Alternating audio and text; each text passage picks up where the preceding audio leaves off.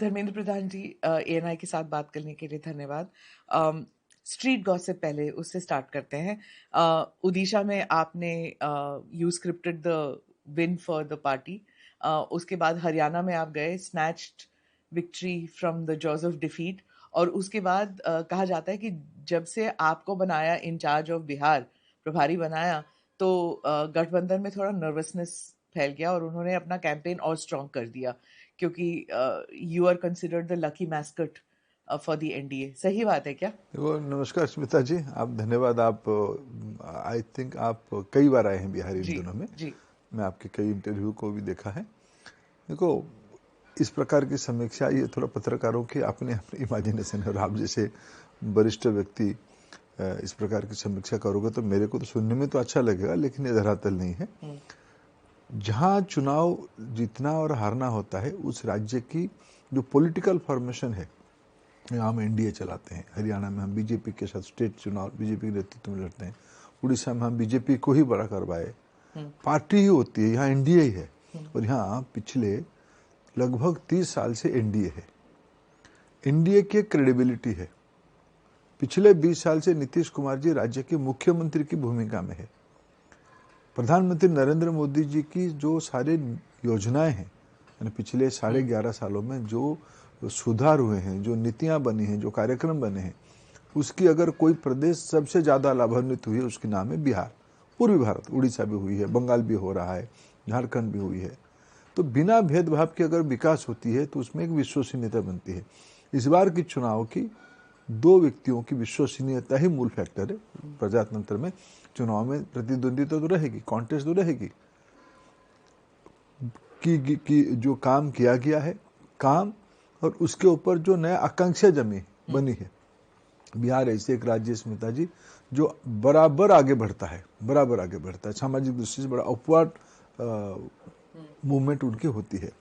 उस प्रकार की मानसिकता के प्रदेश की अपेक्षा पूरा करने के लिए भरोसा चाहिए।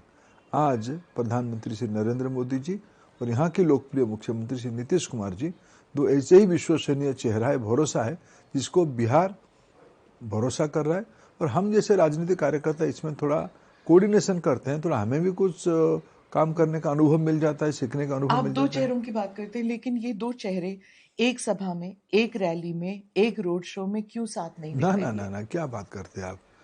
प्रधानमंत्री जी जब चुनाव घोषणा नहीं हुआ था, लगभग 7-8 बड़े बड़े सरकारी कार्यक्रमों में आए। नीतीश बाबू की आमंत्रण पे ही आए। बिहार सरकार के कई सारे विकास के काम को लोकार्पण करने के लिए, शुभारंभ करने के लिए आए। पर प्रचार में तो नहीं आया। एक मिनट। 24 अक्टूबर को हमारी एनडीए की औपचारिक अभियान जननायक भारत रत्न श्री कर्पूरी ठाकुर जी के गांव से हुई, समस्तीपुर में हुई। ये तय था, जिसमें हमारा एनडीए के तमाम नेता, माननीय प्रधानमंत्री नरेंद्र मोदी, श्री नीतीश कुमार जी, श्री चिराग पासवान जी, श्री जीतन राम मांझी जी, श्री उपेंद्र कुशवाहा जी और बिहार के तमाम भाजपा जदयू के नेता सब उसी में उपस्थित थे। वो हमारी योजना की हिस्सा है। बाकी हमने तय किया है कि भाई सब अलग अलग चुनाव प्रचार करेंगे। इस बार थोड़ा छठ के कारण, फिर 2 दिन बारिश के कारण थोड़ा प्रचार की टाइम संकुचित हो गया है, स्क्वीज हो गया। इसको ध्यान में रखते हुए प्रधानमंत्री जी की, मुख्यमंत्री जी की, गृह मंत्री जी की, रक्षा मंत्री जी की, राष्ट्रीय अध्यक्ष जी की और बिहार की तमाम एनडीए नेताओं की अलग अलग योजना थे। कल रात को 11-12 बजे तक भी सभा हो रही है, एनडीए की सभा हो रही है। धर्मेंद्र प्रधान जी, सिर्फ 2 दिन बाकी हैं और कई सारे जो वोट दे के आ रहे थे। मैं इसलिए सवाल पूछ रही थी कि नीतीश बाबू और मोदी जी क्यों एक साथ एक रैली में या एक सभा में नहीं थे। मैं इसलिए पूछ रही हूँ क्योंकि कई सारे जो वोटर्स हैं बाहर आके वो समझ नहीं पाए कि तीर ही कमल है, कमल ही तीर है, क्योंकि वो तीर ढूंढ रहे थे। वो जो जीविका दीदी है उनसे कह रहे थे तीर नहीं दिखाई दिया हमें। तो उन्हें ये नहीं पता था कि वहां कमल पे वोट डालना है। अगर वो एनडीए को वोट देना चाहते हैं, वो तीर ढूंढ रहे थे, उन्हें ये नहीं पता था। अगर साथ होते, देखते वो कि मोदी जी और नीतीश एक साथ हैं, तो शायद it would have been easier. देखिए स्मिता जी, आप तो एक, मैं आपको अनादर नहीं करता हूं, लेकिन ये फॉर्मूला पिछले 30 साल का है। एनडीए 1996 में 1996 में स्वर्गीय श्री अटल बिहारी वाजपेयी जी स्वर्गीय श्री जॉर्ज फर्नांडिस साहब के नेतृत्व में, नाडवानी जी जिसकी अगुवाई किए, ऐसे 3 लोगों के नेतृत्व में एनडीए बनी।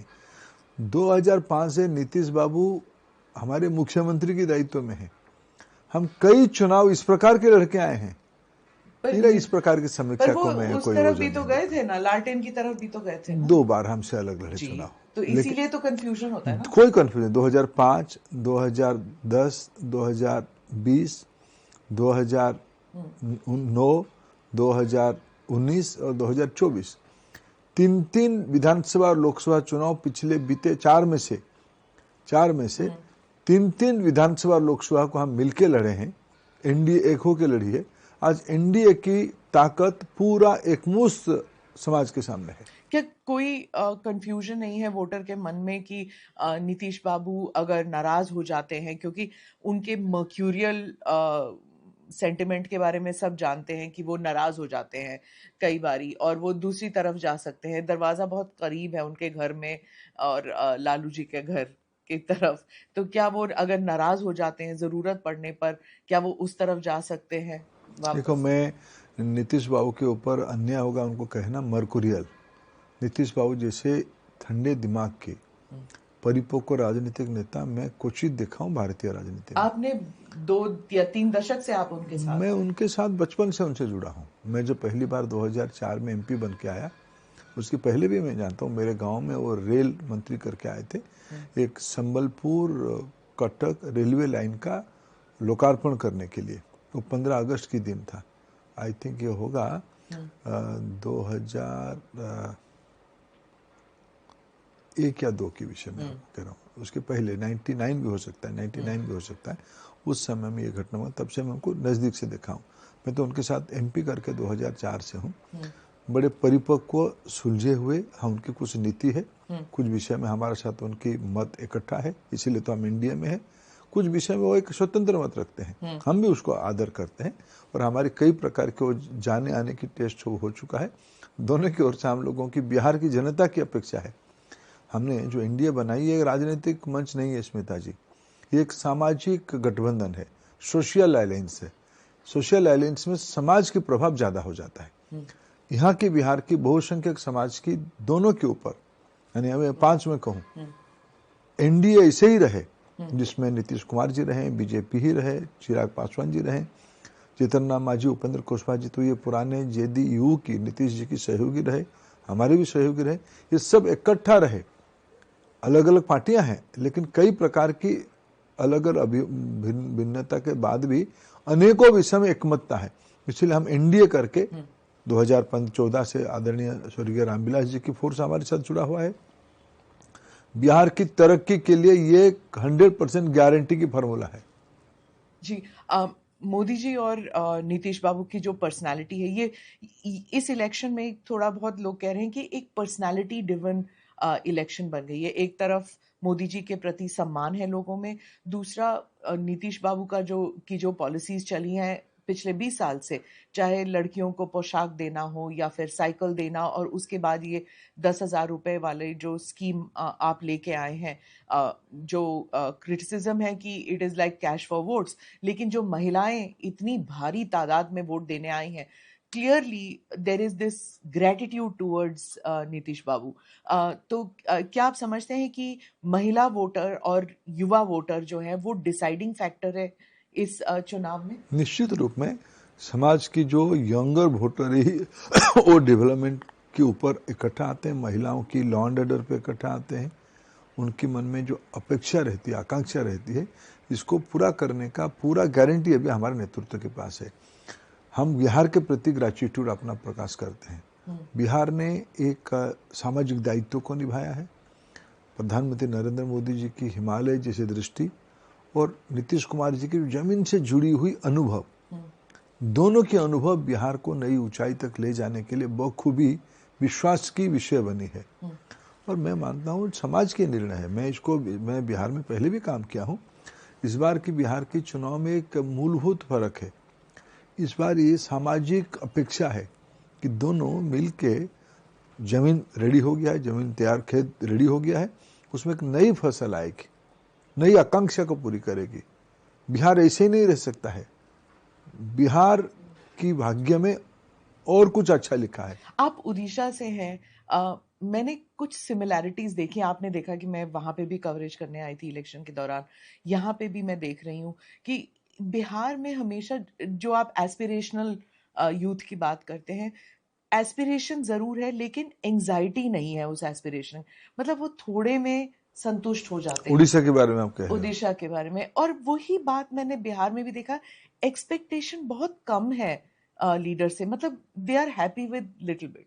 देखो, पूर्वी भारत कंटेंट है मूल तो इसके कोई सारे, मैं कभी कभी मैं यही कहूँ, मैं प्रधानमंत्री जी की पूर्वोदय अभ्युदय का एक सारथी हूँ, प्रमुख सेनापति हूँ। मैं इस विषय में आपने एक सही विषय उठाया कि पूर्वी भारत इतने सारे संसाधन, मेरे पूर्वी भारत के लोग अगर देश में और दुनिया में काम करने के लिए ना जाएं तो हमारी दुनिया की अर्थनीति को प्रभावित कर सकते हैं। इस प्रकार की मेरी ताकत है। पूरा दक्षिण की राज्य, पूरा पश्चिम के राज्य, पूरा उत्तर भारत में मेरे पूर्व भारत के लोगों की खून पसीने पे वो सब सींच रहे हैं। संसाधनों में आप किसी भी प्रकार के संसाधन की बात कहो, उपजाऊ जमीन की बात कहो, पानी के बारे में बात कहो, यहाँ कोई कमी नहीं है। यहाँ एस्पिरेशन भी, आकांक्षा भी है, मेहनत भी है, लेकिन साथ साथ शायद प्रभु की योजना से, विशेष करके मैं उड़ीसा के बारे में कहूँ, जो जगन्नाथ जी की भक्ति मूवमेंट रहा, कंटेनमेंट रहा, संतुष्टि रहा।